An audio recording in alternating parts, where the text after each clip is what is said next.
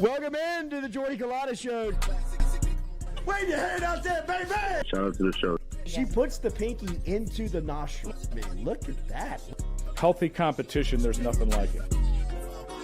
Y'all grow up. The line's wrapped around the stadium. Different strengths. I just lost a tooth. It's going to be fun. You know, we might have a story. I love what you're doing. Ogeron wants to take us fishing this afternoon. Sharif, you play for the bad boys of the SEC, man. We don't apologize to anybody. But a lot of people are saying you're going to be wearing number 7. I don't really know. I want to. He look crazy, Bill. Good feet on the old man. Definitely come back.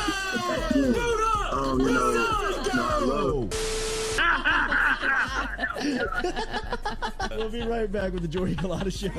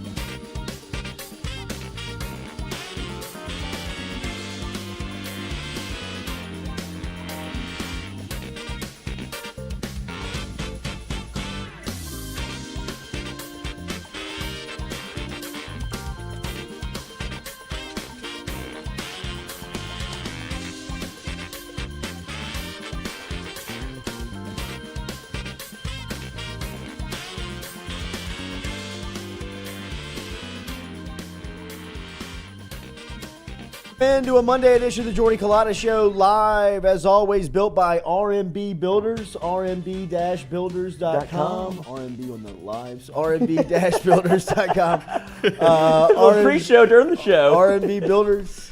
We're also brought to you daily. Our phone line brought to you by our friends over at Southern Regional Medical Center.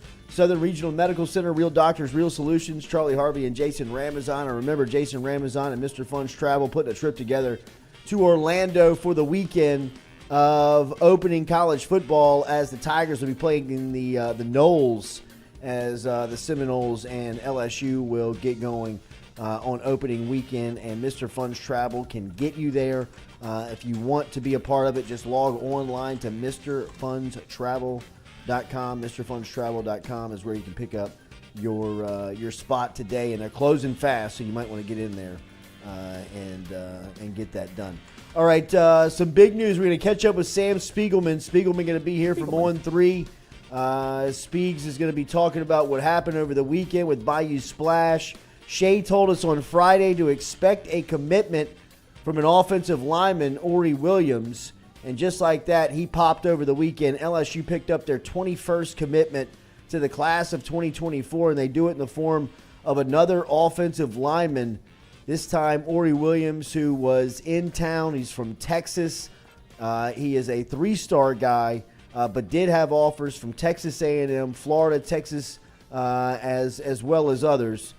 Brad Davis and the crew really zoned in on the 6'7", 300-pound prospect out of San Marcos, Texas, and got the commitment. We'll talk to Sam Spiegelman about what that means coming up here at 7:30 this morning, as we're looking forward to catching up with Sam and talking some recruiting. Not only Ori Williams, but how successful of a weekend it was for LSU at the Bayou Splash. I thought that the most positive thing that I saw outside of picking up another commitment over the weekend, if you were paying attention to Colin Simmons' social media, Colin Simmons, who is a 5-star prospect, edge rusher at a Duncanville, has offers from everybody in the country, one of the top prospects in this cycle, looks as if he is all LSU.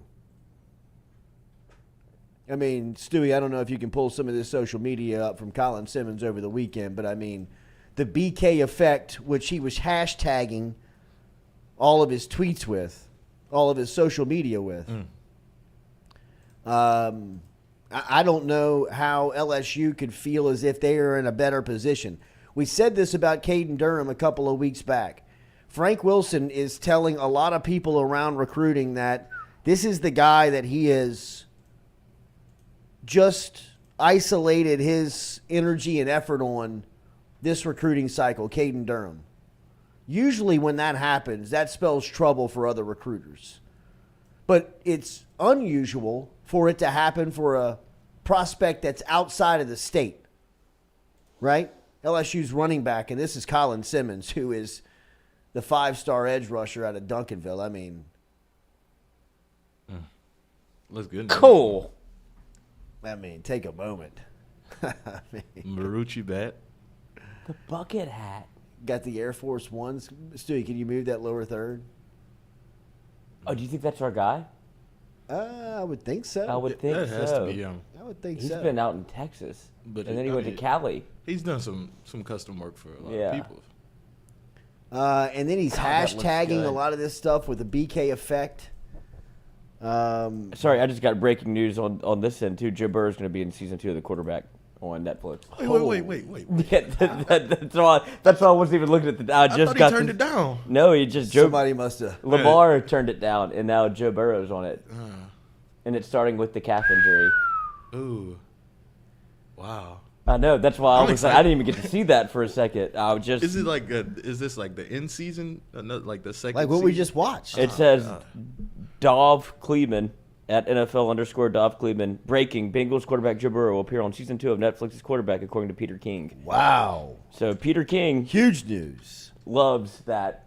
Like he wants to break that story. That's where he lives. Dov Kleeman always has good news. I don't know So how. that's why I was all over the place. I Yeah, he saw does. that. I saw this. Like- Got great NFL news. like every Peter week King? is No, something. Dom Cleveland. Oh yes, that's why we follow him. I mean, I thought it was a spoof site early because he had Same. such good Me news. too. Like it's just like I mean, it was so the information was so great that I Like- was like, this can't be real. like I want to say he was the one who released the Eagles Kelly Green before they did. Mm-hmm. wow. I just don't know what I don't know, and I don't know what Dov looks like. I know his Twitter is just like It's a caricature. it's a Dude, shout out Dov.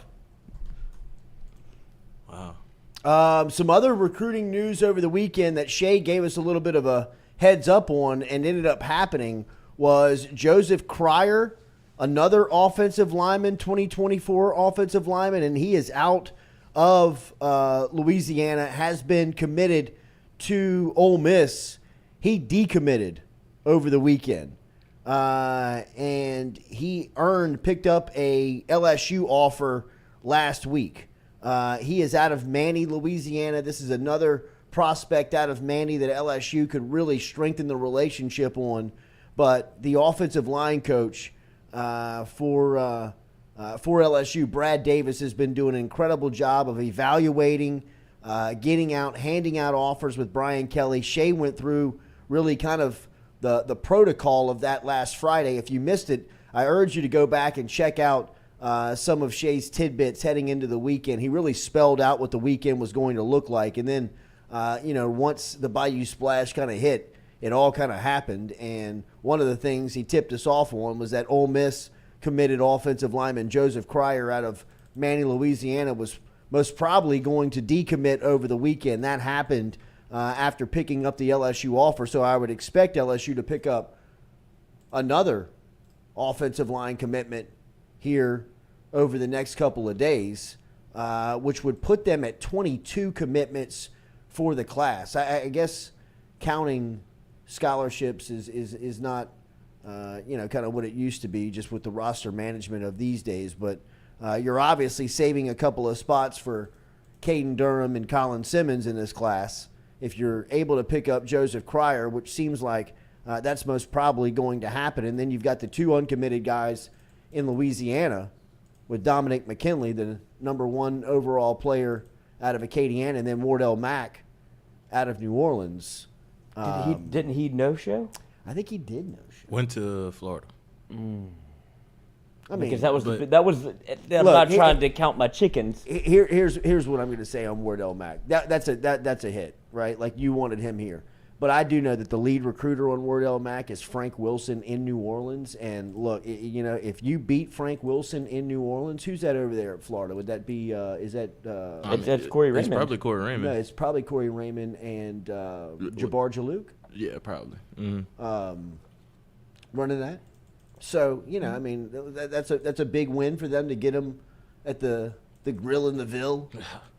But you still got to you still got to go up against Frank Wilson. If anybody could do it, I would imagine it'd be Corey Raymond. He is DBU. We'll see. That's his calling card. But I would put, if I'm a betting man, which I am, I would put all my chips on Frank's side. Look at what he does.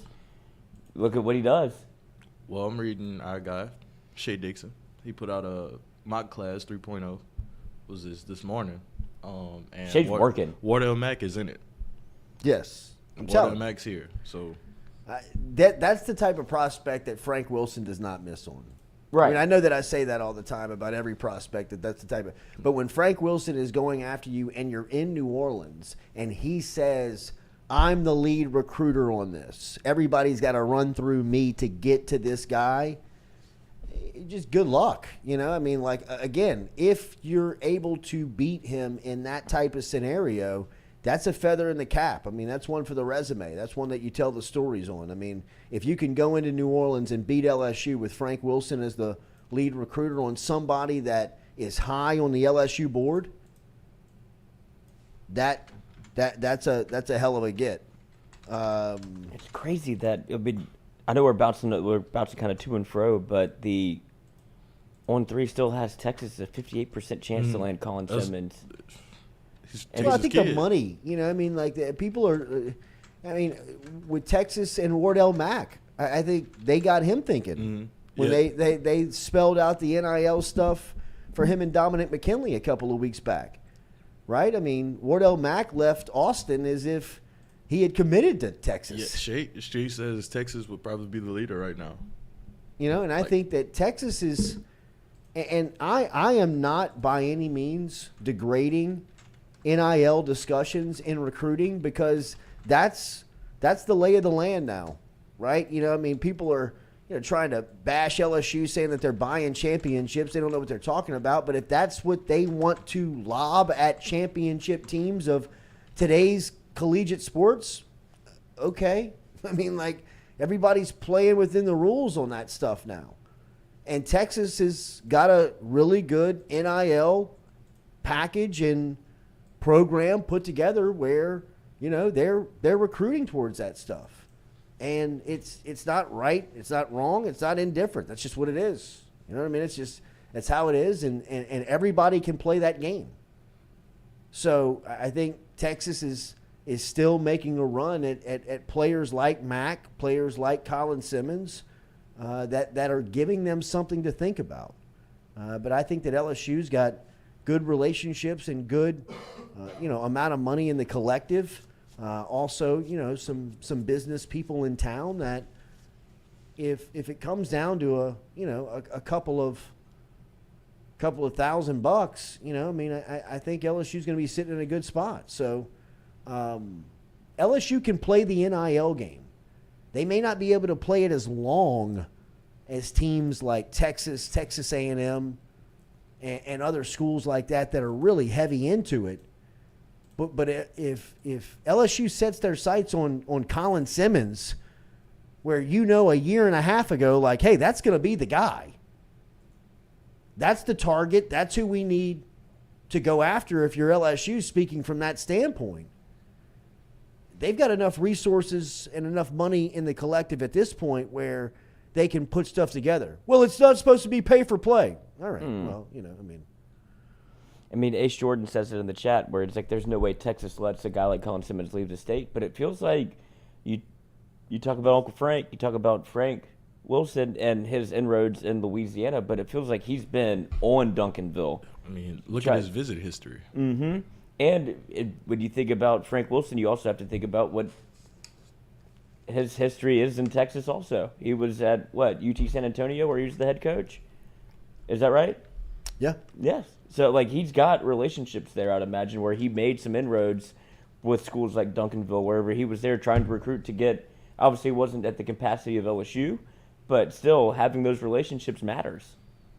No, it's huge, man. I mean, that's how you win in recruiting still. I still believe that relationships win out in recruiting. Sure, there is stuff that's under the table. There's now stuff that's on top of the table.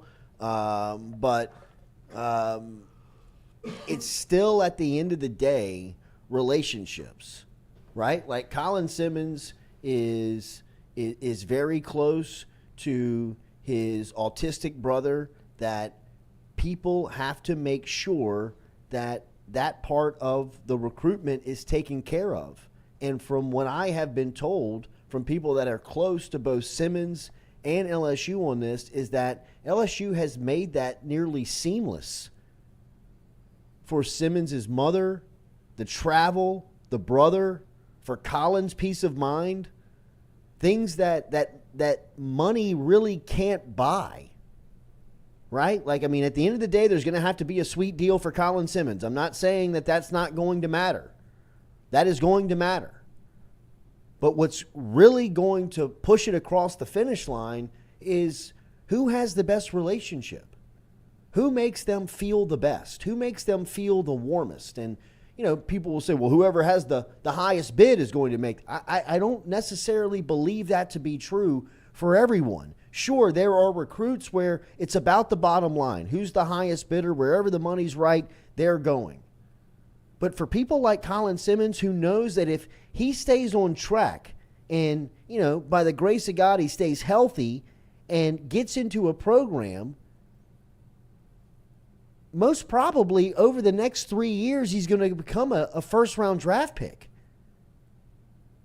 So if you're nickel and diming coming out of high school, you're not really playing the long game of saying, hey, look, get him his money, whatever it is. But the long vision here is to make sure he's a top 10 pick and he's got generational wealth. And whoever's making that relationship and creating that relationship to make him see that he can go to Texas A&M, Texas, LSU, and probably become a top 10 pick on the football field. No matter where he pledges, right? He's one of those talents that, the uniform doesn't really matter. Whatever helmet he puts on, he's going to shine. But who made him feel the best? Who made him believe that, hey, I can count on this coach that I know, first off, he's not going to leave and go take another gig. I would say that Frank Wilson is probably at the last job he'll ever take. I think he's tried the head coaching route. Mm-hmm. He gave it everything he had. He had some good runs at both spots. He really built programs and left the programs better than he left them. in each situation. But at the end of the day, Frank Wilson's supposed to be running in the big leagues of college football. He's supposed to be recruiting the best football players every single cycle. He's supposed to be building rosters that NFL scouting personnel departments are paying attention to and have him on speed dial on who they should be watching in high school. He's where he's supposed to be. He knows that. The people around him know that. The recruiting classes know that. That's a very secure feeling for not only a guy like Colin Simmons, but Colin Simmons' younger brother, who they've made feel a part of the LSU football family. And the mom knows that when they drop Colin off at school, that the guy that's been recruiting him since Colin was a sophomore in high school is still going to be there when Colin hopefully graduates. I mean, there's a lot of people in college programs that are trying to climb the professional ladder, right? And if you're the assistant defensive line coach at University of Texas or Texas A&M or LSU, that means a lot to that recruitment, to that relationship, to that part of the process. And 2 years from now, you get your own defensive line gig. They're taking that 10 out of 10 times. That's the nature of the beast. But when you look at LSU staff, how many coaches have turned over the last 2 years of Brian Kelly? One? That's stability. I mean, that's something that you can sell inside of the living room. Hey, Mom, when he shows up, we're not leaving. The day you drop him off, we'll be there the day you pick him up. And everything we're telling you that's going to happen in between, we're going to make sure and stay on top of him to make sure that he matures and grows up and not only becomes a really good football player, but a good dude, a good man, a good husband, a dad, a friend. You know, I mean, Brian Kelly is selling graduating champions. And, you know, on a weekend like this at the Bayou Splash, where you've got a turnout of the state's top talent and some of the best from out of state, that's the pitch. That's what's being sold. So we'll ask Sam Spiegelman next on who is on the board. What's going on with Wardell Mack as he was in Gainesville this weekend? How close are they on the Duncanville pair? As I saw Caden Simmons tweet out that he was changing his commitment date.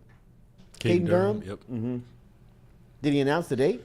He did not. He just said he's announce the moving it date. up. Oh, he said he's moving it up. Yeah, Yeah. he just announced the top three. But LSU, Oklahoma, and Texas A&M. Yeah. Texas A&M. Texas A&M. But if you're, I mean, he seemed like he was kind of locked in on trying to do it on that day because that's their big rival game. So for him to move it up, He knows something. and knows get ready to something. just leave. Yeah. All right, we're going to be back. We're going to talk to Sam Spiegelman. Looking forward to talking to Sammy Speaks here about the weekend, where LSU sits. What to talk about? Remember, daily, we're brought to you by Katie's Restaurant. Remember, Katie's. Katie's is located down on Iberville Street. You can find Scott Craig and the crew down there on Iberville Street. Been around since 1984. Great menu of some of New Orleans' favorites. Also, some St. Louis-style pizza, cold beer, and great service over at Katie's. Online, katiesinmidcity.com. katiesinmidcity.com. Sam Spiegelman from On 3 next.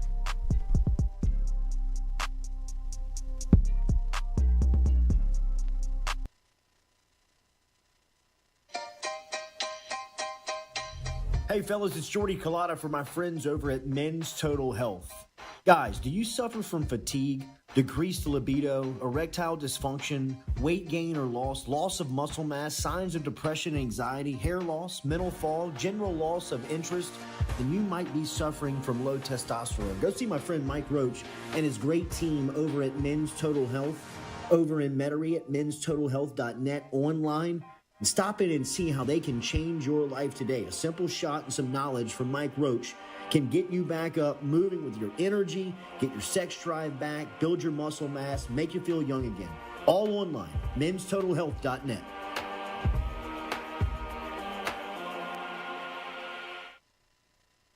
Red Stick Sports, a local staple in Baton Rouge to all sports fans, was founded back in 1981 and has remained a family business for over 40 years. Today, they still have the great selection on the floor, but they're also a leader in custom apparel for businesses, sports teams, and other groups. Take it from us, everybody over here at FM Digital Media. They help us out with all of our apparel. Let them help you out today. Go ask for Cody over at Red Stick Sports. Check him out online at redsticksports.biz. We're all from different places and backgrounds. We've each experienced our own versions of life, but in the end, we're all on the same team. I'm part of that team, along with these players in purple and gold. Kayshawn Buddha, Malik Neighbors, Miles Frazier, Kyron Lacy, Greg Brooks. Whether on the field or in the courtroom, your team matters. So join our team, make a difference. Bet, let's get it done. The Jordy Culotta Show is brought to you by A-Bears Lawn Maintenance. Commercial or residential, A-Bears Lawn Maintenance is ready to work. A-Bears can tackle all your homeowners association requirements. Call Blake at 225-485-8022. A-Bears Lawn Maintenance. In a wreck, Gordon McKernan Injury Attorneys is ready to go to work for you. Come meet your team. I'm your intake specialist. I coordinate your case and connect you with your attorney and paralegal. That's us, your legal team. Here you go. Thanks. And we'll fight to get you every dollar you deserve. I'm your settlements and disbursement manager, and I'm here to get you paid on time. I'm attorney Gordon McKernan. Put our team to work today. Just call us. Get it done. Are you looking for sound financial advice? Then get in touch with Daniel Newman of Edward Jones. You can call him today at 225-261-8262 or email him daniel.newman@edwardjones.com. If you're planning for retirement, saving for college for children or grandchildren, or just looking for sound investment opportunities, get in touch with Daniel today, 225-261-8262, located on Magnolia Square Drive in Central. Daniel Newman of Edward Jones. Hey Tiger fans, when you're traveling through Natchez, Mississippi, make sure to visit Tom and Wright Granning at Go Mart and On The Go Deli, where you can fill up your tank and your belly. Go Mart has clean restrooms, community coffee, an awesome beer cave, and a great selection of anything you may need on your trip. Located at 4 Sergeant Prentice Drive as you're entering Natchez on the left. Also stop by Wardo's Po' Boys at 309 North Broadway on the beautiful Natchez Bluff, where the Po' Boys are so good you'll swear you're in Cajun country.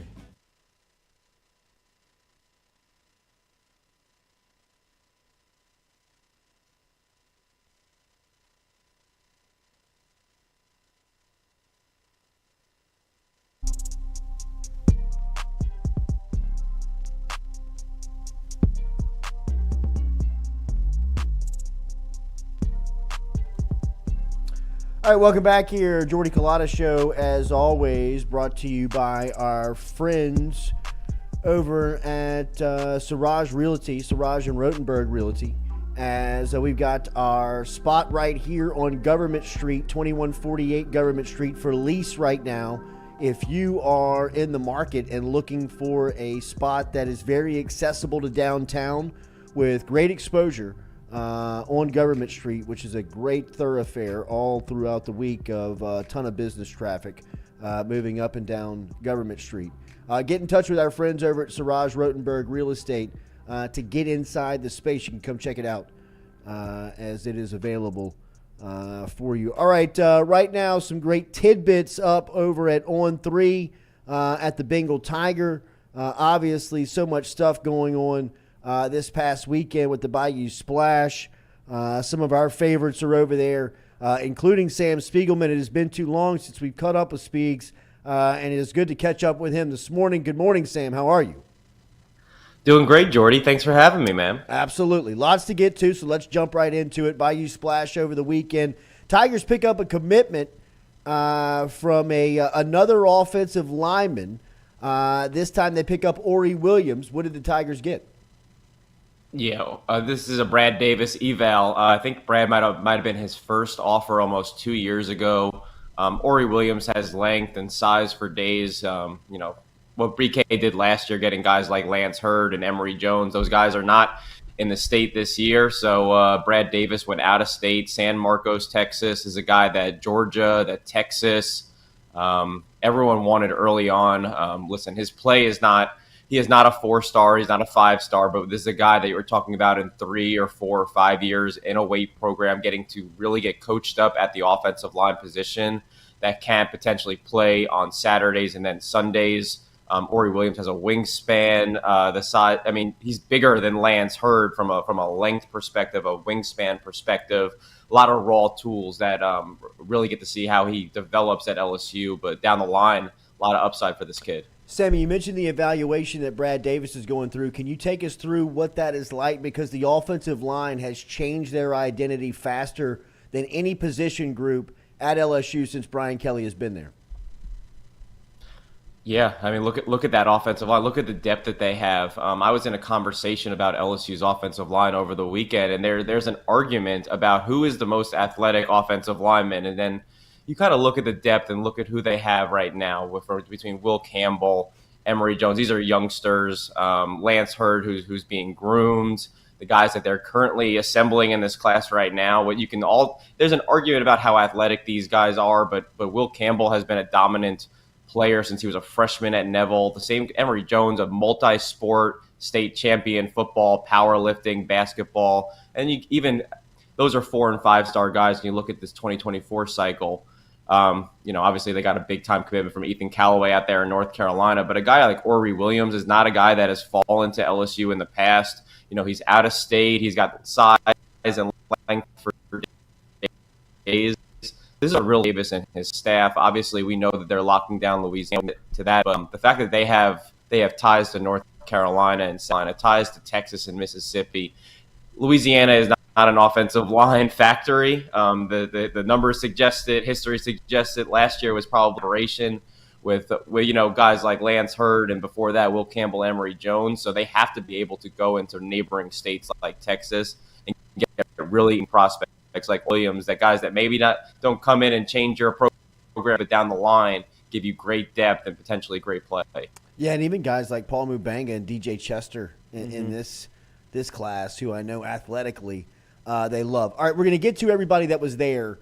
Let's real quick, the one that was not there, Wardell Mack. What's going on here? Yeah, this has been one of the more interesting recruitments. I've considered Wardell to be an LSU lean for a good chunk of his recruitment. And recently, after he visited in the spring for the spring game, I thought that was a sign that LSU was kind of in the driver's seat going into what should be a summer decision. This June, he took all of his out-of-state official visits, Florida State, and Texas. And the confidence on the Texas side was definitely there after his visit. He was supposed to be at Splash on Friday. He elected not to show up. Instead, he was at Emmett Ford. He went over the swamp, returned to the swamp. I think that was his third visit in the last 3 or 4 months. I think at this point, it's safe to say LSU is really content with the blue chippers that they have in their secondary. I'm not closing the door on Wardell and LSU, but it's shaping up to be an a Florida versus Texas race for Wardell Mack. Texas has missed on a couple of their top DB targets. We know that Terry Joseph is a New Orleans guy. I think they're putting their chips in the middle for Wardell Mack, and I think that they've gotten a lot of people in his camp. Their eyes are big for Texas. I don't think Florida is out of it yet, but it's shaping up to be a Longhorns get in the boot for this year. Who is that, Jabbar Jalouk and Corey Raymond leading that? For Florida, and Billy Napier is very much involved. Billy Napier obviously sees Wardell. He's a top 30 player in the country and would love to make a splash at his old stomping grounds. And then for Texas, you have a lot of familiar faces. We talked about Terry Joseph and Steve Sarkisian, but Brandon Harris, who everyone at LSU knows very well, is their director of recruiting and a big reason why Texas is so prevalent in Louisiana now. All right, back to the Bayou Splash on Friday night. Dominic McKinley was there from Acadiana, and I know Frank Wilson spent a lot of time with he and his family. what type of progress was made, if any at all, for LSU? Yeah, I think. Well, the theme of the summer for dominantly has been the animate. Depending on who you talk to, you can hear a lot about Texas. Depending on who you talk to, you hear a lot about Oklahoma.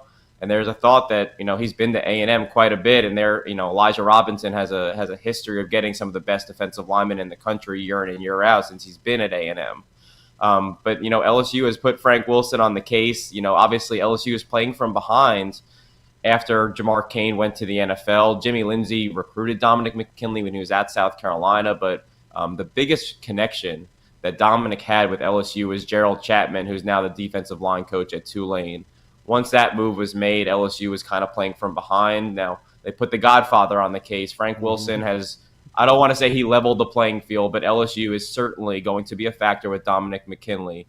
The question is whether this five-star defensive lineman wants to make a decision before Acadiana kicks off their season, or if he's going to play it out to the end, which, according to people at the end of this visit, there is still a lot of uncertainty when Dominic McKinley will make his decision. To me, LSU still has an official visit. I know that he's probably going to get back on campus at A&M. He'll probably get back to Oklahoma at some point. Frank Wilson and LSU have a visit. Even if he is leaning out of state if he makes it in August, I think there's still time for LSU. I don't expect them to go anywhere in this recruitment until it's over. All right, two of the out-of-state guys that were here that made a big move this weekend was Caden Durham and Colin Simmons. Durham said he was moving his commitment, did not make the trip to College Station on Saturday after spending Friday in Baton Rouge. And then Colin Simmons just looked too good in purple and gold all over social media. Update us, Sammy. What's going on here with the Duncanville Stars? Yeah, I've moved my pick from Oklahoma to LSU for Caden Durham. As I put on the board yesterday, I put Oklahoma back in December after Duncanville won a state title. You talk about kids from Baton Rouge or Lafayette. Caden Durham is from the state of Oklahoma, so his ties to the Sooner State are very, very deep. His mom ran track there. But you need to credit to LSU. I think very rarely this works. They have zeroed in on one running back in this 2024 cycle. He's an out-of-state kid from a powerhouse in North Texas. And right now, I feel like LSU is the team to beat with Caden Durham. I think they have completely won him over. Really, from the visit they got in June to this weekend, I think that surge has been astronomical. I'm not ruling out Oklahoma, but you can already read between the lines that they are moving in a different direction. They scooped up the number one running back in the country, Taylor Tatum, earlier this month. And while Caden Durham would be a great prize for the Sooners and DeMarco Murray, I think this is reading LSU through and through. As for Colin Simmons, listen, I put a pick in for Colin Simmons to LSU last summer when I was told that they were the team to beat and they are going to be in the recruitment until the end. Fast forward a year, I think this is down to two teams. A&M had a lot of rub this spring, but this is coming down to Texas and LSU. After he officially visited Texas, there was a lot of confidence in Austin, and I can tell you there is a lot of confidence in Baton Rouge now that Colin is back at Duncanville. Still, this is still a two-team race. I don't think that Colin is going to make a decision anytime very soon. I think he's going to tease it. I think he's going to have fun with the game. But at the end of the day, it comes down to a few things. Development, he wants to be in these big-time, prime-time games on the biggest stage in college football. He wants his parents to be his mom to be in the stand, his little brother to be in the stands. And he wants to know that if he goes somewhere, they're going to take a 5-star plus edge, the number one edge in the country, and turn him into a first-round pick. We're not talking about a first-round pick. We're talking about a number one overall pick. A guy who's in the discussion to be the number one overall pick. So this is going to come down to LSU or Texas. Whether a decision is made in August or in December, I still think it's going to come down to those two teams. I think it's a toss-up still. How big is NIL in this? I think NIL is a factor, but I do not think it is the overall factor. I think we've seen some other blue blood programs around the country fall out of the race. Tennessee's, Alabama's, Georgia's, Oregon's have all gotten visits from Colin Simmons. It's coming down to, proximity to home and development and who can check both of those boxes and really kind of run away with this. Because if Colin Simmons, when it's down to business, I think he's going to be ready to make a decision. But there are a lot of people that are staying alive in this race. I think he needs to kind of distance himself and figure out when he wants to make a decision. Another thing for LSU is they still have that official visit And I know that he's been looking that he's going to get to some places during the season for games. How close are Durham and Simmons? Are they tight? Are they really good friends? I mean, the Duncanville football program, it's a brotherhood. It's exactly what you would think it is. That's why they are so close on and off the field. I don't think that Caden Durham's decision will impact where Colin Simmons' decision is. Same way that Kadavian Dotson Walker's decision didn't impact Colin Simmons. Colin Simmons is going to make this decision with his mom and his family. And I would be absolutely surprised if it wasn't LSU or Texas. What was your biggest takeaway from this weekend? This was such a built-up weekend for LSU with the Bayou Splash, and it seems like they hit on everybody getting them to campus besides Mac. What was your biggest takeaway from the time spent with the top recruits? Well, on the Caden Durham point, I think it's very rare, especially in the state of Louisiana where there's not a ton of blue chip running backs this year. I think the fact that LSU is at least put itself in a position to close with Caden Durham, like we talk about, a speedster with insane times. I think he's just scratching the surface. He's very new to football, only been playing for 2 or 3 years.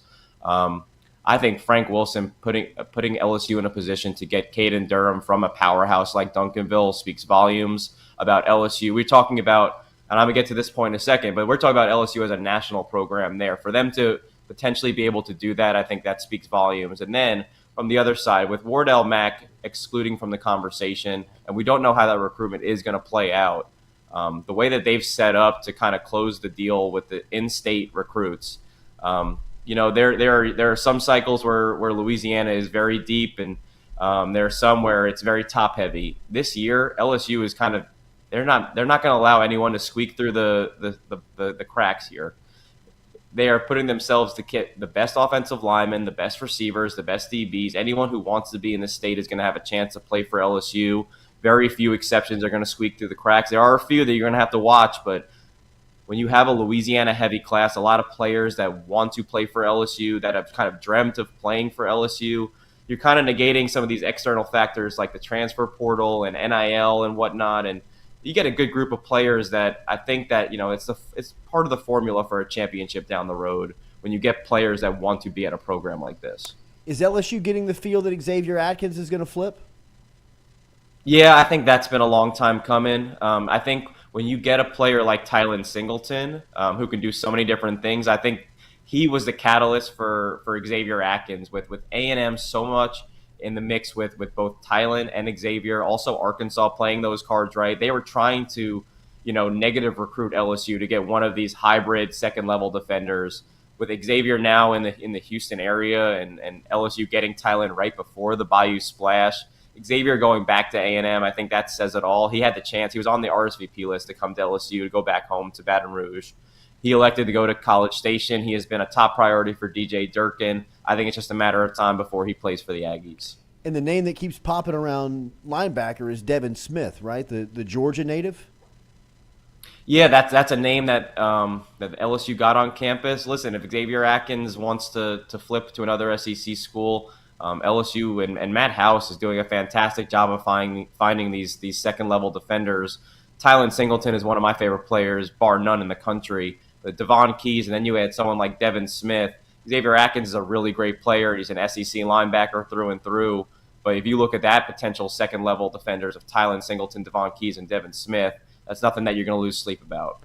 So, class of 25 had some superstars here this weekend, including Harlan Berry, who I want to ask you about, and some other running backs. But Bryce Underwood was maybe the biggest surprise of the weekend, right, Sam? This is the number one quarterback in the country, the number one player in the country of 2025, spent time with LSU. What was the takeaway there? Jordy, this kid has a book about him already. I mean, if LSU fans want to know about Bryce Underwood, I implore you to read. I think it's called Quarterback Dads. This kid he's a real deal. Number one overall player in the 2025 class, and he was back in Baton Rouge. He showed up at Michigan on Sunday. He's from Bellevue, Michigan, about 30 minutes outside of Ann Arbor. And you can already guess, the same way with the kid from Baton Rouge, that Michigan is going to beat it till the end with Bryce Underwood. But Joe Sloan, LSU's quarterback coach, we know he had his biggest first task was flipping Ricky Collins, but look at what Joe Sloan has done since. He went out to Florida and got a state championship winning quarterback Colin Hurley, a guy that Ohio State, Georgia, Miami, and Florida all wanted and coveted desperately. The guy that camped and blew them away in person has become kind of the face of their 2024 recruiting class.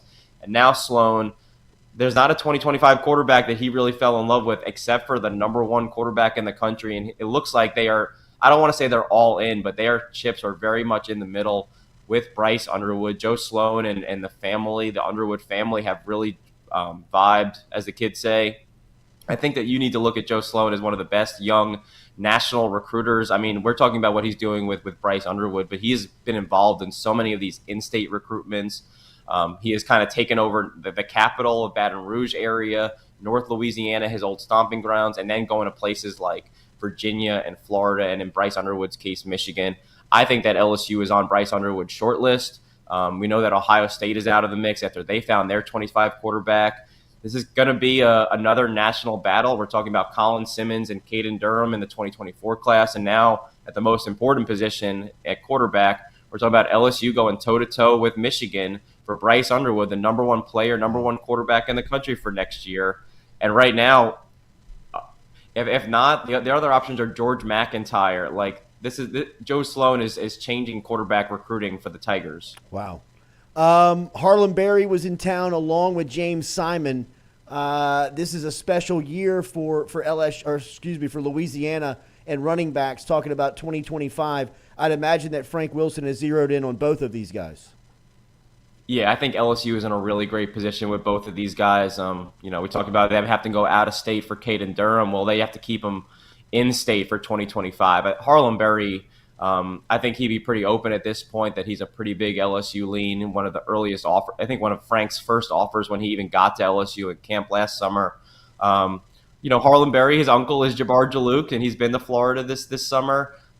He's made it to Texas, and Texas, like we talked about with Wardell Mack and Arch Manning and Derek Williams in the past, got a strong Louisiana group over there on that Longhorn staff, and they've gotten Harlem on campus. But this is a kid that grew up watching Leonard Fournette, another New Orleans kid, and I have a hard time seeing that LSU won't get Harlem Berry in their 2025 class earlier rather than later. The interesting one will be James Simon. We know who James Simon's dad is. We know that the Baton Rouge ties are there, and after he visited LSU, he went out to A&M.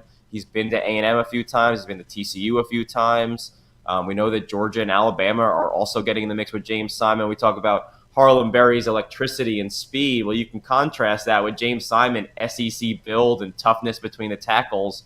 I think both of these guys are going to have their pick of the options, but I like the early foundation that LSU has built with both of these in-state backs. If you're able to get someone like Caden Durham as your sole featured back in 2024 and then compound that with guys like Harlem Berry and James Simon in 2025, that running back room next fall or the next couple of falls is going to be very, very elite.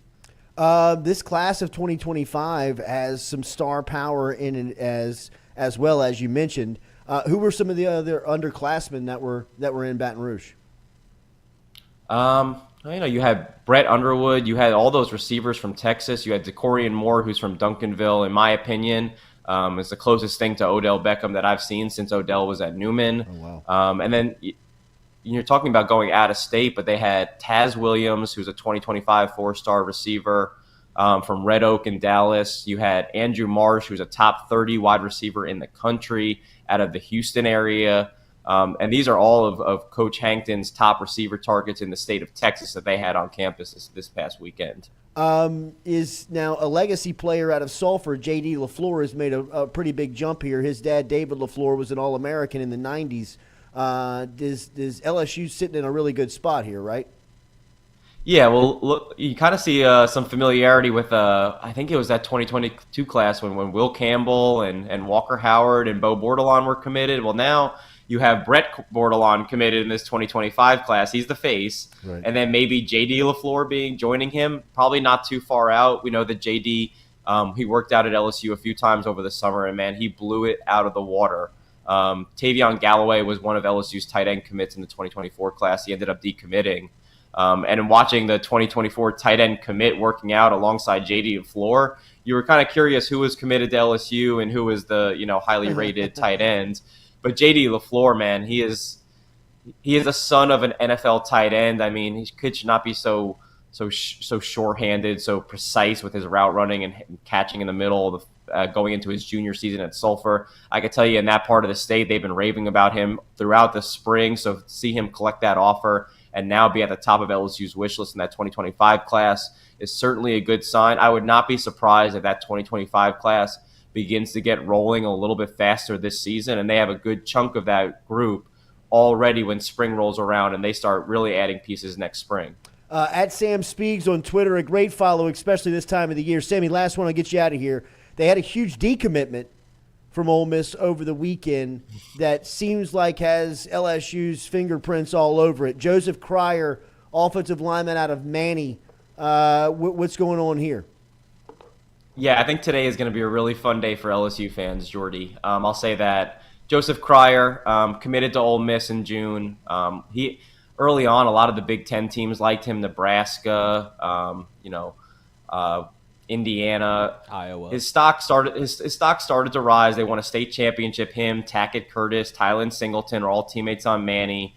Spent this offseason, he's lost some weight. But this is how I would describe Joe Cryer. Not only is he a great football player, a tough, hard-nosed road grader, classic, old-school offensive lineman, this is the kind of kid that you want in your locker room. He is a tempo setter, a culture setter, a kid that leaves it all out on the field. He's the son of an offensive line coach at Nat Central. I could tell you Jess Curtis, the head coach there, the former coach at Manny, believes that this guy represents everything he wants in his football players.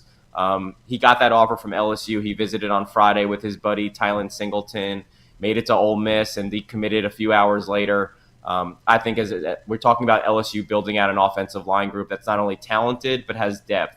Joseph Cryer, according to Brian Kelly, is the center of the future for the Tigers. I think he's a guy that not only adds depth but adds a little bit of attitude to that offensive line group. Again, if you're going to win a national championship, you want someone like Joseph Cryer setting the tempo in your locker room. And they still are waiting on potentially one more in Blake Ivy? He visited this week. He visited A&M, and we expecting a decision before the end of the summer, but couple of loops. I like A&M, but this is definitely closer than people realized. Sam Spiegelman, one of the best, man. We are blessed here in this market to have great people who cover recruiting. Sam is one of them. Make sure and follow him on Twitter at Sam Spiegs to keep up with everything. As he said, it could be an exciting day for LSU, so make sure you're dialed into recruiting. Thank you, man. Good to see you. Yep, good to see you too, Jordy. You're the best. All right, man. There he is, Sam Spiegelman, checking in this morning on this Monday. We appreciate him. Make sure and read all of his stuff at On3, all over social media, on3.com. You can keep up with Sam Spiegelman and the rest of the squad over there as LSU had a very successful weekend. Look, man, I'm not panicking on the Wardell Mack thing just yet. I'm really not yet. I hear that Texas and Florida have done their best here. I remember Jamar Chase's recruitment where everybody was talking about everybody but LSU. Mm-hmm. And when it was time for LSU to make their move, when it was time to go all in, they loaded up the Sprinter van and put every single member of the traveling recruiting staff. If you could go, you were on the bus. Dave Aranda was there. Corey Raymond was there. Everybody was there. They knocked on the door, sat down, had dinner at the Chase's house, and let them know where they stood. This is how important you are to LSU football. And I think when the day comes, Uncle Frank will make the trip down to New Orleans, where he hadn't paid for a meal since the early 80s, and gets the deal done. Wardell Mack's too good of a player. He's too high on the board. He means too much to this class. And for LSU to set the reputation back to DBU, you got to get guys like him. I mean, you pull Tyrann Mathieu out and start recruiting Wardell Mack if you have to. I mean,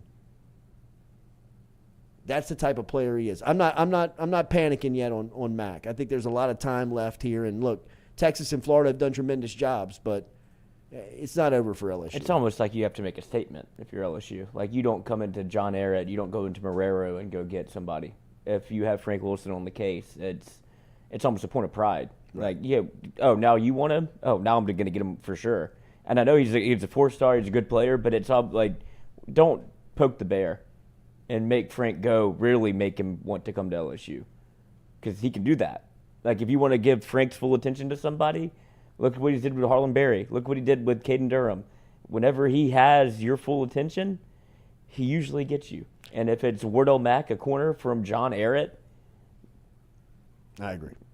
Not yet. Not panicking yet. Not panicking. Not even close.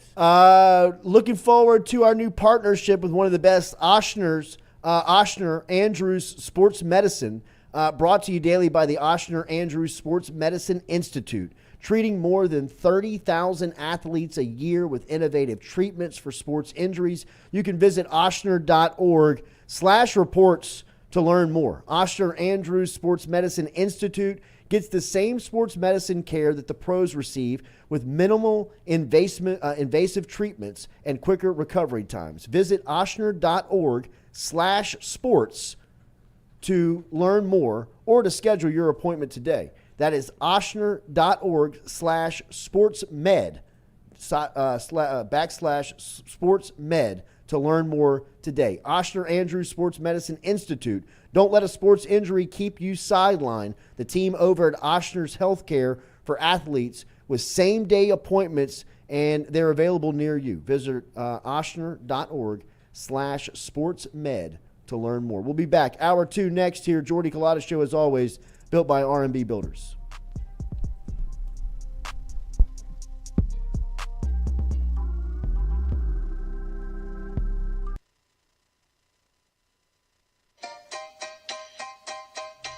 Hey fellas, it's Jordy Culotta for my friends over at Men's Total Health.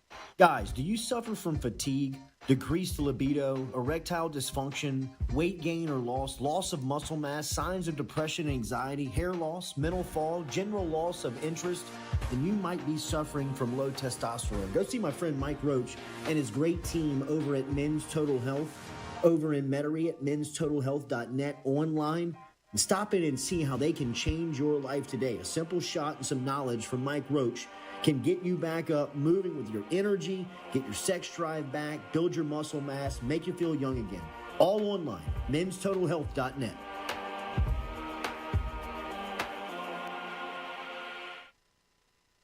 Red Stick Sports, a local staple in Baton Rouge to all sports fans, was founded back in 1981 and has remained a family business for over 40 years. Today, they still have the great selection on the floor, but they're also a leader in custom apparel for businesses, sports teams, and other groups. Take it from us, everybody over here at FM Digital Media. They help us out with all of our apparel. Let them help you out today. Go ask for Cody over at Red Stick Sports. Check them out online at redsticksports.biz.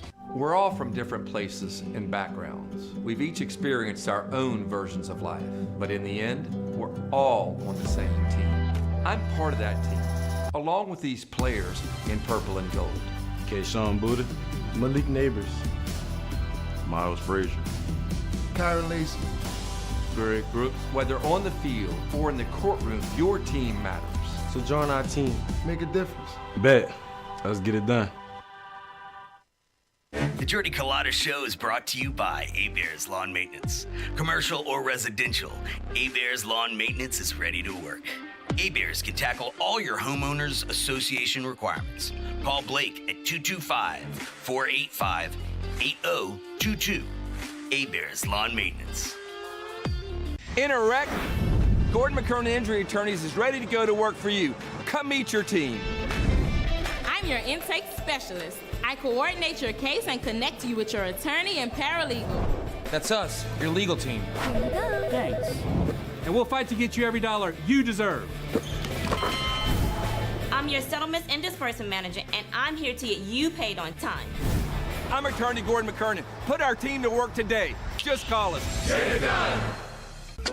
Are you looking for sound financial advice? Then get in touch with Daniel Newman of Edward Jones. You can call him today at 225-261-8262 or email him daniel.newman@edwardjones.com. If you're planning for retirement, saving for college for children or grandchildren, or just looking for sound investment opportunities, get in touch with Daniel today, 225-261-8262, located on Magnolia Square Drive in Central.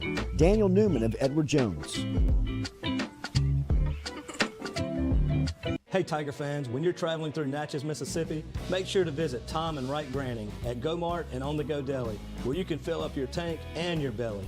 Go-Mart has clean restrooms, community coffee, an awesome beer cave, and a great selection of anything you may need on your trip. Located at 4 Sergeant Prentice Drive as you're entering Natchez on the left. Also stop by Wardo's Po' Boys at 309 North Broadway on the beautiful Natchez Bluff, where the Po' Boys are so good you'll swear you're in Cajun country.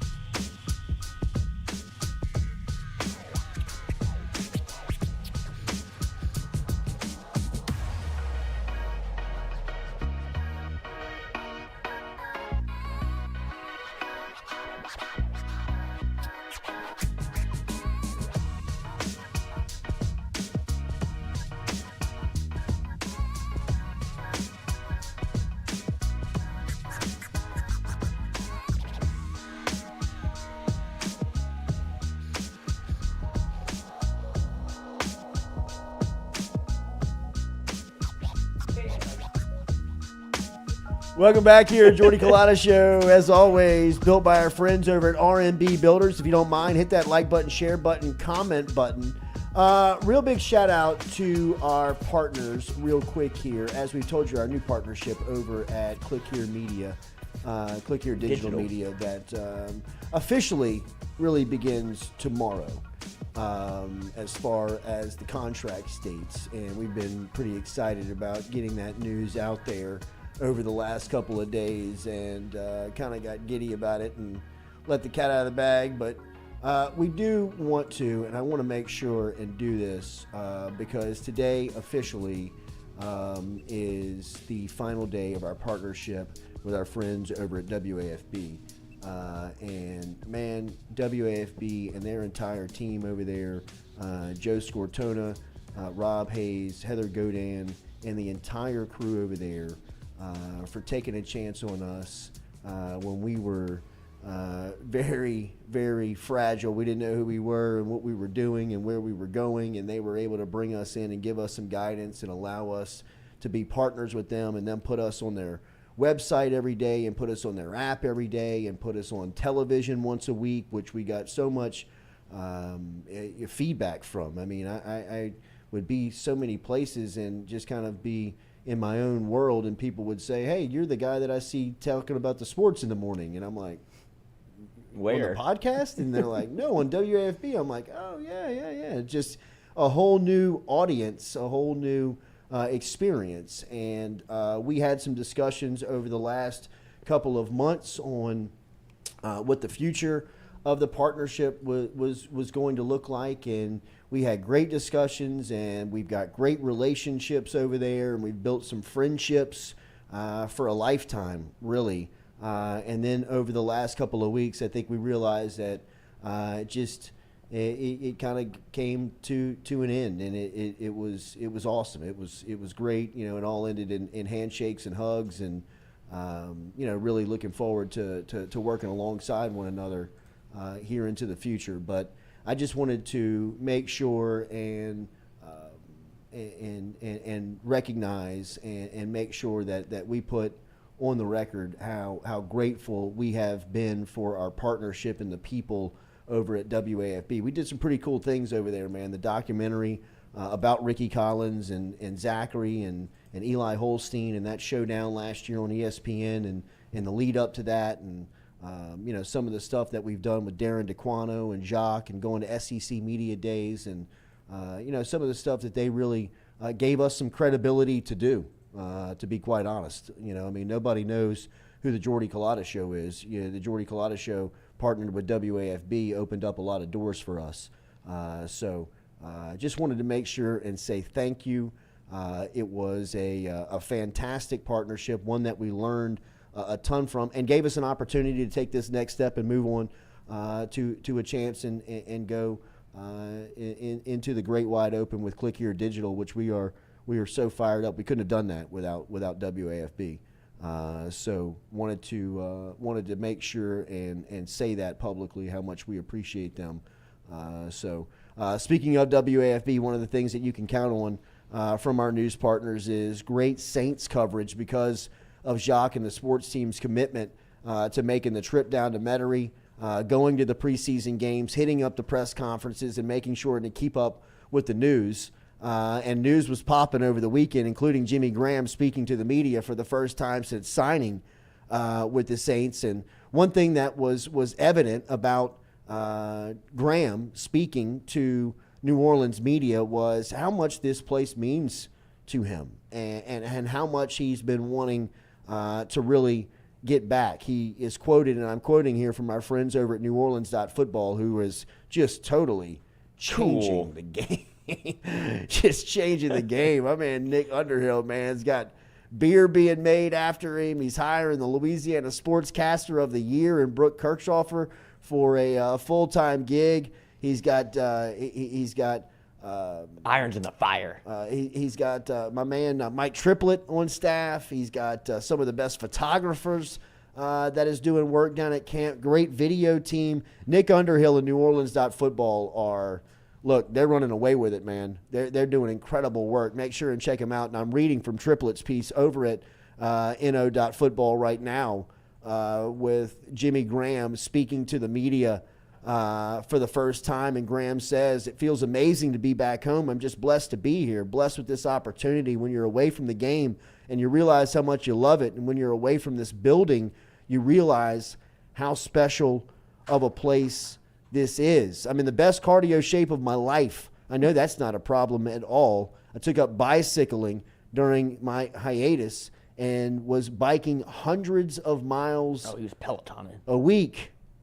I definitely came into this with a chip on my shoulder and with something to prove, Graham said. Obviously not in the game, and then coming back like this is very intriguing.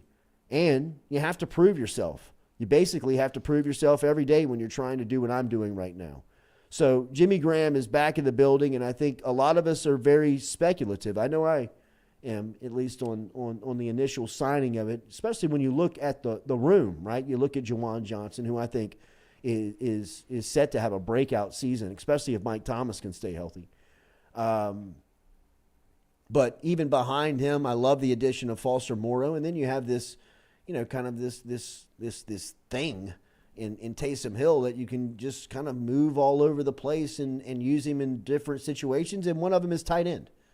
But Jimmy Graham is as intrigued as he was by the opportunity. I think many of us are intrigued by what he will bring.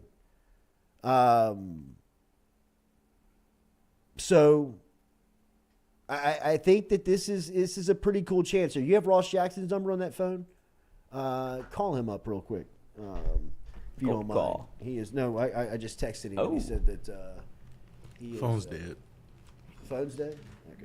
We'll give him shoot him the number. Stewie.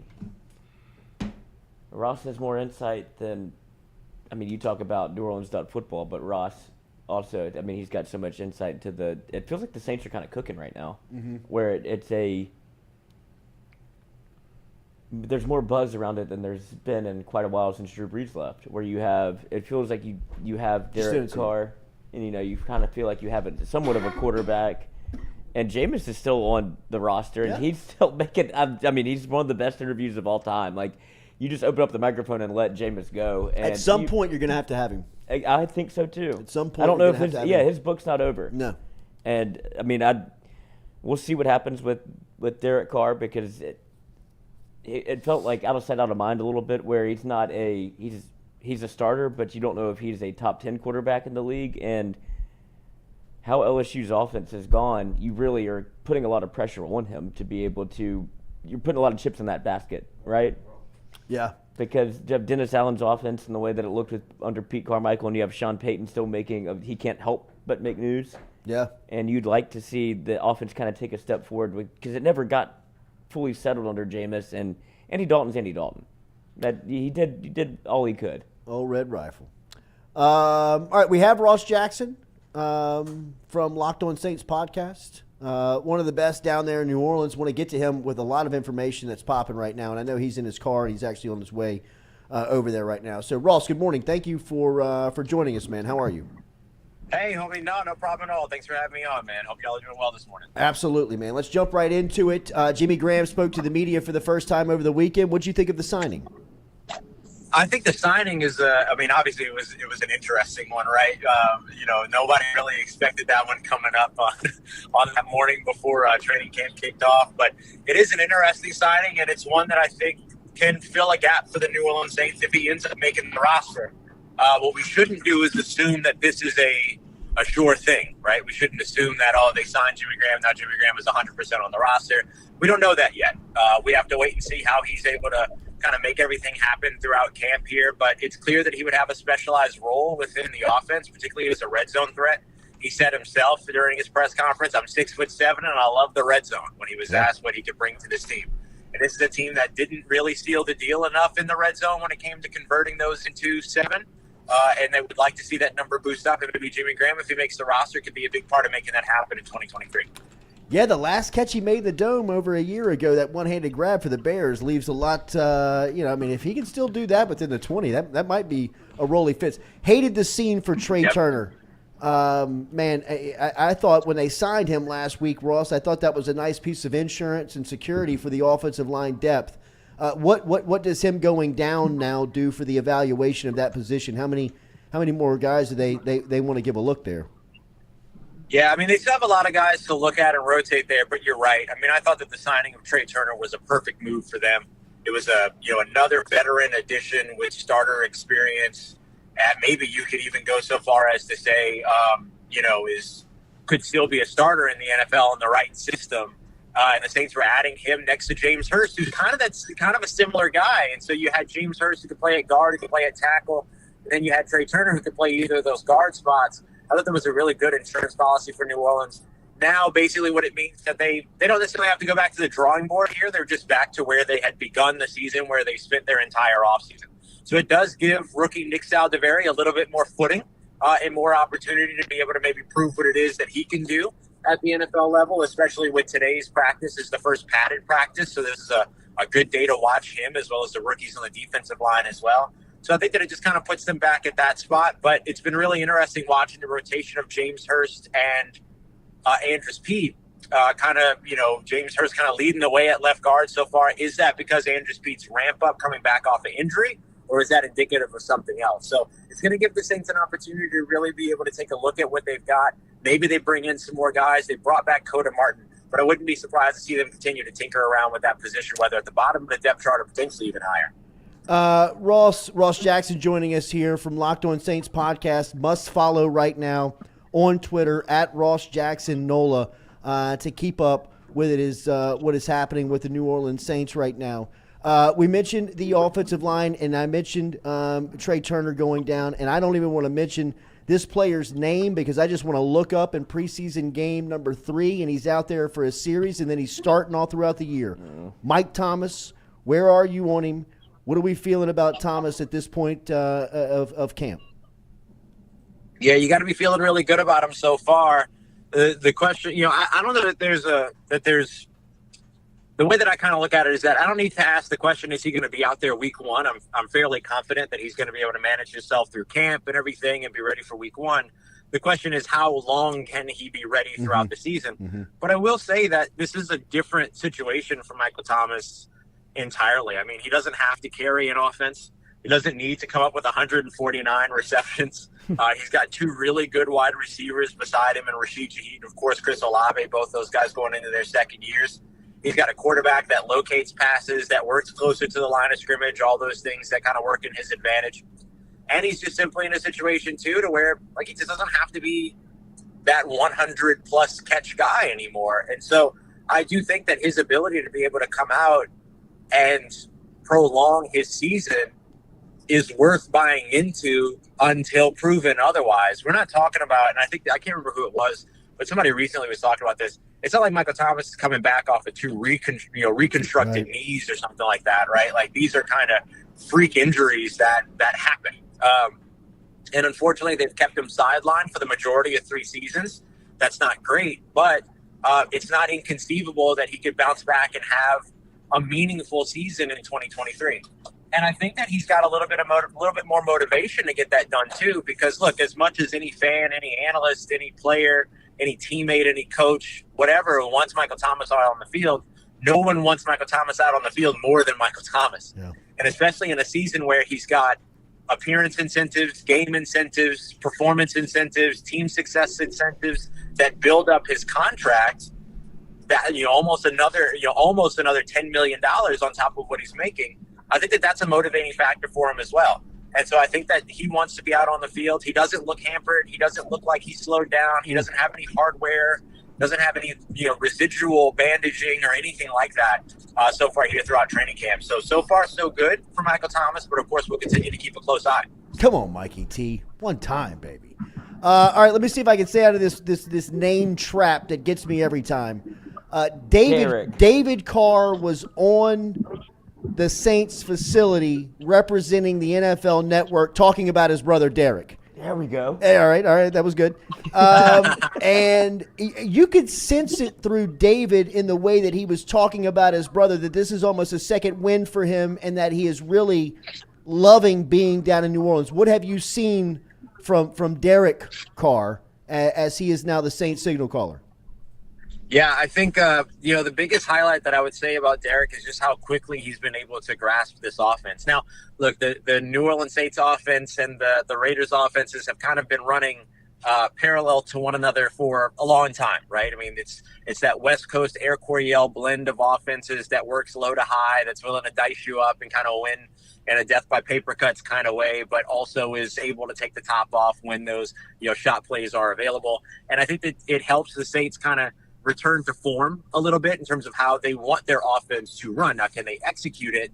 That will be the question that they have to answer on the field. But so far, it looks like Derek Carr is just really comfortable. He commands, gets folks in and out of the huddle, has a real command of the offense. Foster Moreau highlighted that. Foster Moreau, of course, the tight end here from New Orleans, but spent time with Derek Carr in Las Vegas, in Oakland, knows, when that quarterback is comfortable, and he sees him as being very, very comfortable in this New Orleans Saints offense. And so we're seeing him direct. There was one play that I loved. It was actually him and rookie wide receiver A.T. Perry, who the Saints drafted out of Wake Forest in the 6th round this year. A.T. Perry had lined up out on the left side, kind of in a weak side, kind of X-receiver type lineup, the way that you would see Michael Thomas usually line up. He was running an in-breaking route matched up with Marshawn Lattimore, so he's running towards the middle of the field. Derek Carr sees an open, half of the field over to where A.T. Perry had originally taken his snap, and he motions to A.T. Perry to go back left, go to the left sideline. A.T. Perry changes course, and then the two were able to link up over on the sideline between Tyrann Mathieu, I believe it was, and Marshawn Lattimore. So he just knew, he knows, all right, that side of the field's going to be open based on the coverage, based on our route concepts. There's no other receiver running over there. Let's get you over there, and we'll take advantage of that open cavity. And so I think that those are the types of things that you're starting to see from Derek Carr, including, calling kills at the line of scrimmage and changing to a run play, practicing all those things, running some play action, running screens to success, like these little pieces that are reminiscent of a New Orleans Saints offense of old, now looks like the New Orleans Saints offense of new. Wow, that's good to hear in July. If the new quarterback is doing that type of stuff. How good does Alvin Kamara look? I saw that you tweeted out the other day, Trevor Penning leading Alvin Kamara down the sideline on a screen. I mean, that made me get me to football. My God, how good does that sound?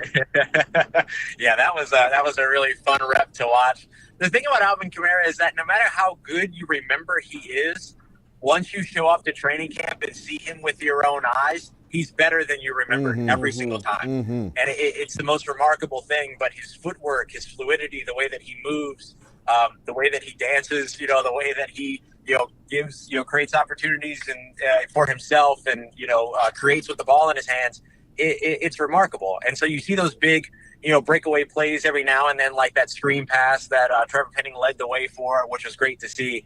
But you also see sort of small moments where he kind of okey-doke Zach Bond on the right sideline, kind of in a telephone booth, just a quick change of direction. You watch the grass fly up and, before the grass hit the ground, Alvin Kamara's, on the other side of the field, running away. And so I think, he's still got every bit of it. And I asked Dennis Allen on, I believe it was Saturday, we're seeing Alvin Kamara a lot more involved in space. Is this a testament to what the additions in the running back room end up providing, where you can do all this, because you can do some of the other stuff with the Jamal Williamses and the Kendre Millers of the world? And he acknowledged yes, but also said that, it's a concerted effort by the Saints organization and the Saints offense to get him in those situations and get their playmakers open in space. So that was something we saw kind of missing from the Saints offense, whether it be because of game situations, injuries, what have you, whatever it might have been. We didn't see that a lot in the Saints offense last year. We're already seeing it here in training camp. When we talk about the Saints, Ross, we always talk about the vets. It seems like we're always focusing in on veteran play. How about some of the youngsters on this roster? Peyton Turner, we mentioned Trevor Penning, Pete Werner, guys like that. How have they looked here in training camp, if not those guys, any other young names that are popping? Yeah, for sure. I mean, I'll highlight Peyton Turner real quick, actually, along with Carl Granderson, both those edge rushers. There's a legitimate competition there to figure out who's going to be the starting defensive end opposite Cam Jordan. Now, we know that the Saints defensive line is as such that if you're on the roster, you're playing at some point because they rotate like crazy. They send 4 guys off and a whole new 4 guys on, based on game situation, down and distance, all that. But for, guys like Peyton Turner and Carl Granderson, this is an opportunity to show that they can do more than be flashy. They need to be consistent. And over all 4 days of training camp so far, we've seen both of those guys leap off the field in one way or another, whether it's because of being in good position and run defense, or whether it's because they beat their matchup, their one-on-one with the tackle and got in the backfield for a potential tackle for a loss or a potential sack, pressure, QB hit, what have you. And so I think that all of those pieces coming together for those guys is massively important for them, because there's a real opportunity for them to see, a great amount of snaps going into 2023. So I think that both of those guys are 2 that I would highlight. And then a young guy over on the offensive side that I'd highlight would probably be Kendre Miller. Kendre Miller just looks really comfortable. I think that Dennis Allen mentioned that they were really kind of pleased with what he's able to do in the passing game as a route runner. And that's, was maybe one of the biggest question marks around Kendre Miller becoming a New Orleans Saint was, how does he fit in the Saints scheme as somebody that only caught 29 passes in his career while at TCU? And the fact of the matter is that just because he wasn't asked to do it doesn't mean that he couldn't do it. And he's putting that on display here in New Orleans. And it's been impressive to watch just how quickly he's been able to come along, catching passes outside of his frame, and also making good patient reads. He had a really nice cutback run on Saturday that would have been a big breakaway play. He had a lot of green grass in front of him. So, he's been a guy that's been really impressive to watch so far as well. One vet for the home team. How's the Badger look? Say it one more time. One veteran for the squad here. How's our boy TM7 look? Yeah, no, I mean he's looking. They're using him everywhere too. I mean, he's looking really good. He looks very comfortable. He's taking quarterback snaps. He's running routes, all that. And the thing that's really nice about him taking those QB snaps is that you're getting the offensive line familiar with, okay, here's what it's like to block when Taysom Hill's in the game, as opposed to when Derek Carr's in the game, and you're kind of getting them used to this. That change of scheme, that change of intentionality in the offense. And so you're getting them a little bit used to that. You're getting the skill position players used to that as well. So I think that there's a lot of value in that too. And so, I highlight that. But he's also out there catching passes too. And they talked about getting him expanded a little bit more as a pass catcher in the receiving game. And we're starting to see some of the early looks of that already. Ross, are you at the building? Did you just get there? Literally like turning left into about to park, or not about to park, but like turning left in front of the facility right now. Do you have 3 minutes? Yeah. Okay. Yeah, absolutely. So I want to get your thought on this. Kamara, to me, is the outlier of the running back room when all of the debate on the league right now is the value and worth of running backs. I think that there's just a few, and maybe not even more than him, because of just how versatile and durable he is. What are they thinking with him beyond 2025 because of the contract status? I know that's going to be really interesting. That's a tough one to answer right now, but I'll tell you a couple of things that are kind of indicative of it is that they drafted Kendre Miller as a 20-year-old. And so it does give them a lot of options for if Kendre Miller does end up performing extremely well. it creates a little bit of flexibility for them. But I do think that there's enough left in the tank for Alvin Kamara to be, a guy that they continue to turn to for years.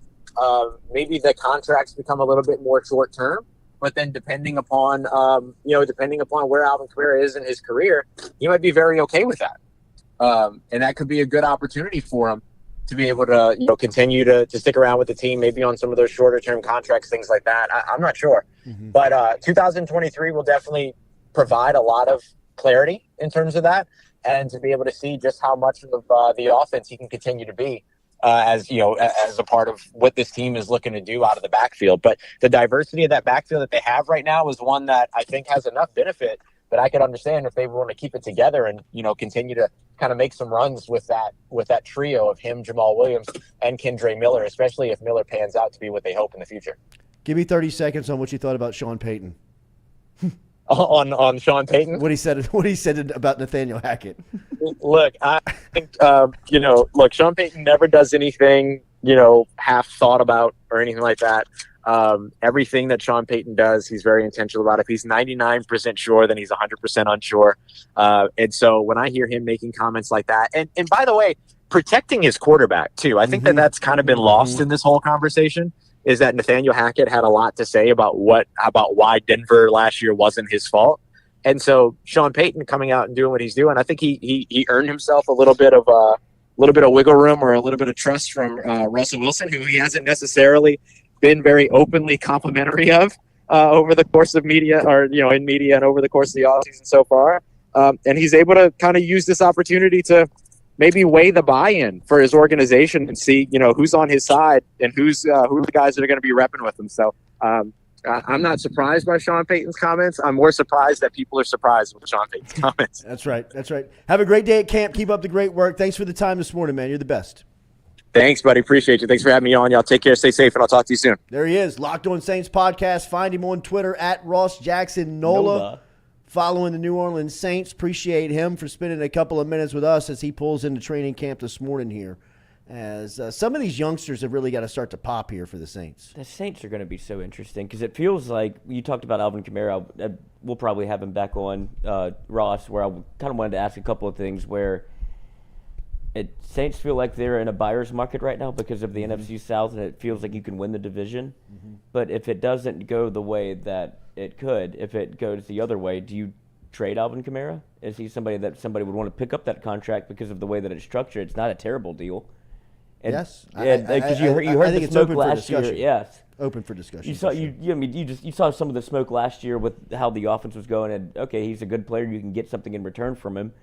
But with the way that the division is structured, you feel like you can win the division, and so it's just going to be interesting to see. It's a turning point for the Saints. See, like almost where the franchise is with Dennis Allen in year 2, and you don't know what you have there. You don't know what you have at the offense. You get a quarterback that you feel like can win the division. Then what though? Are you trying to win the whole thing, or are you just trying to be sustainable? Not a lot of respect for Allen league wide. I don't think the league. I don't believe it. I'm not a buyer in Dennis Allen, but we'll get there. Maybe because the defense plays. The defense is so good.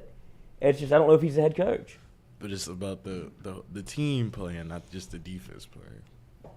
You got to get something on the. You got to get something from the offense. I don't know about the theory of trying to hire the same guy, or trying to at least keep it in the building. Keep what the guy did before you intact with a different guy. I'm trying to think if that's ever. I mean, George Seifert did it with Bill Walsh. And I just know that because I just read that book. But I mean, like, he was able to win a championship. But I mean, like, think like Jimmy Johnson, Barry Switzer, wheels fell off. Yeah. I mean, like, that thing was so good that Switzer was able to squeeze a championship out of it. I've always said Nick Saban, Les Miles. Mm-hmm. You know, I mean, like, but that wasn't trying to find similar to what you had. Right? Les Miles to Edo. Yeah, but I don't think that Oliva was trying to keep intact what he had with Miles. I'm talking about when you go out and you're intentionally saying, like the Saints did, what's the closest thing to Sean Payton that exists? He coached with Dennis Allen twice. Allen was brought back by Peyton, right? Obviously, he respects him. He handed him the keys to the defense. He talks a lot like him. He carries himself like him. He feels a little bit like him. No, it's not. It's just not the same guy, though. I Like know. you're not my dad. I know that. That's what I'm saying. How dangerous it is in those situations to feel as if I'm hiring as close to what was last to keep everything rolling, and try and keep all the protocols, Yes. the principles, the respect in place where that's impossible. Yeah, there's one Sean Payton. And you can see Denver starting to get that experience now. We're like, oh my God, this is who we have now? Like, this is a different cat. Like, How long is that contract? Yeah, Nathaniel Hackett was not this guy where it's like, oh, I'm coming in here and I'm kicking the door down. Like, oh, Sean Payton's here. Like, you know when he enters the room. Nathaniel Hackett feels a little bit like, probably like Dennis Allen feels, where it's a ho-hum, I'm going to do my job, and I hope it works out. Sean Payton is not going to let it fail. What was the Ed Orgeron quote? It's like, I'm going to do it my way. And that's Sean Payton, but Sean Payton knows football to a degree that very few do. So you have to trust him implicitly. When it's Dennis Allen, you want to have that same faith and belief, but he just doesn't carry himself the same way. Like, him running sprints with the team is all fun and, great story. Cool that he has the belief in the guys, or like, oh, this is fun with Dennis Allen. But that's very defensive coordinator. Yeah. That's not very head coach. And look, Dennis, good luck, but I just don't see it working out for the Saints. But that's where they're in such a precarious position, because the whole NFC South is wide open. There's not a quarter. The whole NFC. Yes, I'm telling you, the whole side of the But if you win your division, you're in the money, and you have what seems to be the best quarterback in the NFC South. When you look around, you saw Marcus Mariota with the Falcons, and then you saw who was next with Desmond Ridder, and it's like, okay, you feel better than that. And you go to Carolina where they have a rookie, they have a rookie quarterback. You keep looking around and you're like, oh shit, the Saints don't really have an excuse. They don't. And that's what's scary, is you kind of have to be all in, but you're not all in. And you could point to one person. It's your head coach.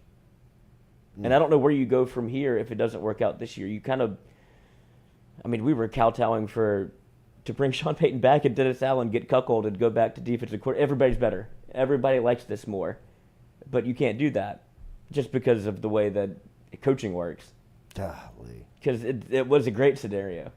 Sean Payton loves New Orleans. Has to. And now he's in, Denver's awesome. He's smoking bongs with his kid, watching Nuggets playoff games. That seems awesome. Cold front just went through. Yeah, weather's great, but he just feels so New Orleans. Same thing with Kamara, where it just feels like you're ingrained with the city. And you talk about Jimmy Graham coming back. Once you see it happen again, he's like, I should have never left. Does Louisiana gets that grip on you? And well, I don't think he had a choice. That was Sean Payton. I think Payton was like, get out get of out. here. Oh, you're going to get paid like a wide receiver? Your contract You're going to get sucks. traded like one. Yeah, right. We're going to get assets back for you. Yeah. All right, who did this this stat prediction? Was it on 3? Mm-hmm. This is on 3? All right, so on 3 predicted the stat leaders for LSU offensively this year and took a stab at a couple of categories here. We want to jump into this as a staff real quick? Yes, absolutely. All right, all passing stats. Is this, are we going Jaden Daniels across the board here? I think we have to. Right. Okay, this is where it could get a little. But you feel comfortable either way. Yeah, I do. And I think that, I think that Jaden Daniels, this is his team.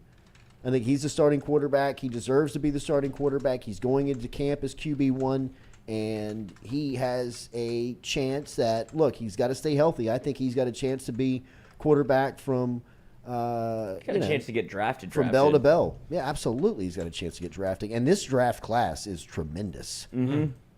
This quarterback draft class. Not only does it have the headliners, it's top heavy. They got franchise guys all throughout the draft. There's no Anthony Richardson going that early this year, or no projects. Will Levis. Those all project. These are all quarterbacks. No, these are all QBs. That's right. Like you got teams that are setting themselves up to tank to get. That's right.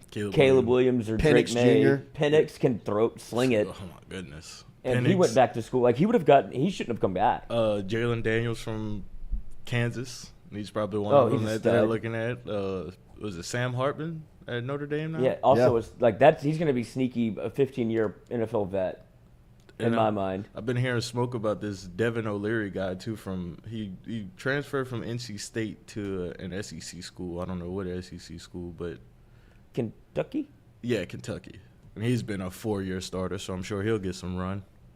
And for Jaden Daniels, if we're gonna look at it, he threw for 2,900 yards last year. You think he eclipses 3,000? Because I think he changes his game. I don't think he runs for 1,000 yards or 800. I think he runs for 5. Yes, I think he's going to look totally different. Too many running backs to make him run 8. Too many playmakers. Right. You're right. And he finally understands it. Right? Like, I mean, if you get an idea of what he was dealing with last year, it all kind of makes sense.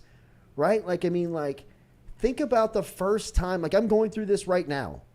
Like, I'm learning all of this lingo and this language and this software to sell, right? I mean, I know how to sell. I know the art of salesmanship. Like, Jaden Daniels knows how to play quarterback.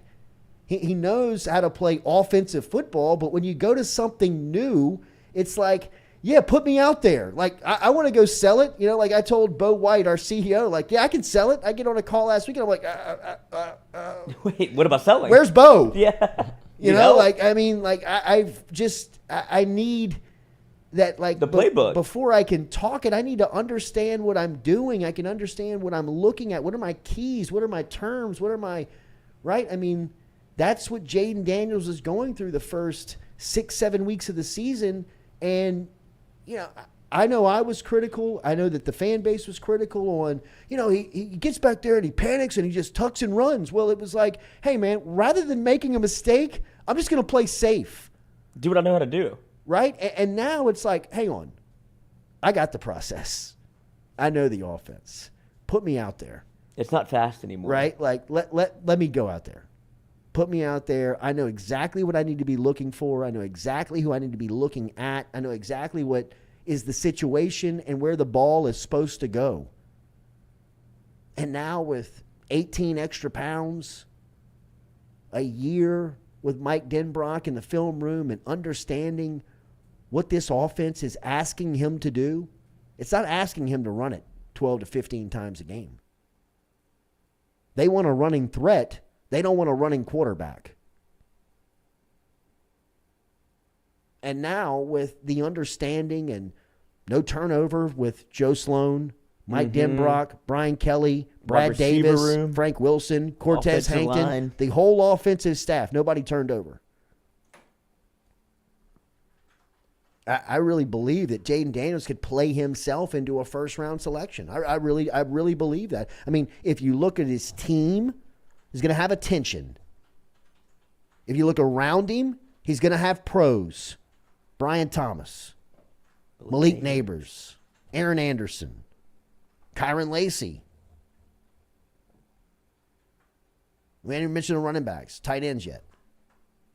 He's going to have the tools that it takes, that if he takes that next step, the next step for him could be a first-round pick. All passing stats, we all go with Jaden Daniels. This is where it gets interesting. Rushing attempts and rushing yards. Who's the leader in both categories? I'm going Logan Diggs. Somebody asked me this the other day. I had a conversation with somebody. I don't even know who it was, but I had a conversation with somebody, and they asked me who would my starting offense be today? And I gave them Jaden Daniels, quarterback, Logan Diggs at running back, Malik Neighbors, Kyron Lacey, and Brian Thomas at receiver. Left tackle, Will Campbell. Left guard, Dellinger. Center would probably be Marlon Martinez. Right guard would be Miles Frazier. Right tackle would be Emory Jones. That's my offense. Do you think LSU has a 1,000-yard rusher? I do not. Not on this team. I think there's too many. There's too many cooks. Exactly. Too many hits. So total carries, I'm with you on somebody like Logan Diggs. I'm going to go Noah Cain because I think they trust Cain a lot. You get to fourth quarters of games. You get to short yardage situations with Cain. You get to don't fumble the ball type scenarios. John. Right. Like get Cain the ball. Get Noah Cain the ball. Get Cain the ball because they trust him. It's almost shortchanged him a little bit thinking of him in that role because I think he's got more in the tank than what we saw last year. I agree. But my point, very trusted. Right. Very trusted. And to be trusted, that's a very high compliment from a coach, right? And I mean, think about 4 quarters having to tackle Logan Diggs, Noah Cain, John Emery, Josh Williams, and then 4th quarter comes and they just handing the ball off to Noah Cain, and you just got to tackle him 4 downs in a row. Total yards, I'm just going to play off the board here. I'm going to go trade Bradford. I think somebody like Bradford could pop.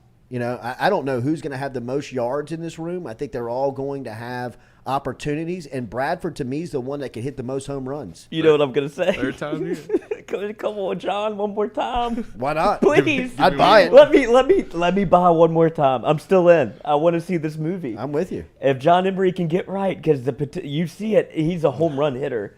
But it's either, God, I love him so much. I just want him to be all the way in. Always smiling. Rushing touchdowns. Who's got the most? I think you'd probably. I'd go Noah Cain because the goal line situation, like when they get inside the 5. I'm going to go Jaden Daniels. I think they'll probably call his number a lot inside, or they'll give him that RPO inside the 10 to 15 where he's going to make the first guy miss. Mm-hmm. I mean, I was watching some of his highlights the other day where it's easy for him in the red zone, where he's faster than you think, and he never has to go 100%, so he's always kind of getting away from you.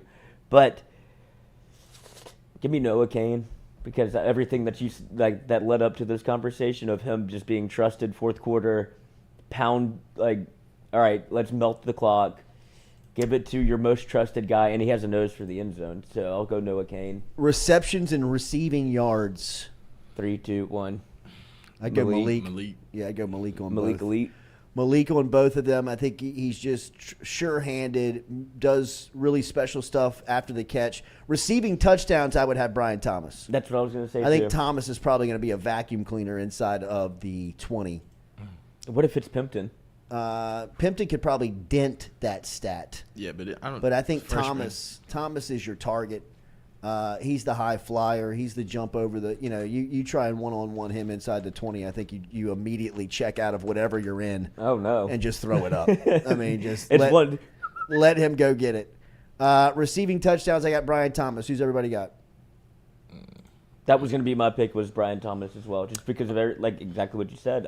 Mason Taylor, though, was what they picked, and I could see that when you talk RPO and you talk about Jaden Daniels' rushing ability, who else is going to leak out into the flat? You see Mason Taylor 10 out of 10 times. They might start hitting you with the pop. Mm-hmm. Fake the read and just hit him with the pop. Because that turned into the staple of the offense. That's what I want to see Pimpton run. Get him in the open field. Jeez. But I think it could be Mason Taylor. It could be Brian Thomas. It also could be Malik. Total tackles. Give me Omar Spates. Yeah, Spates. Can I go off the board and go Penn? Sure. Good shot. That's a good one.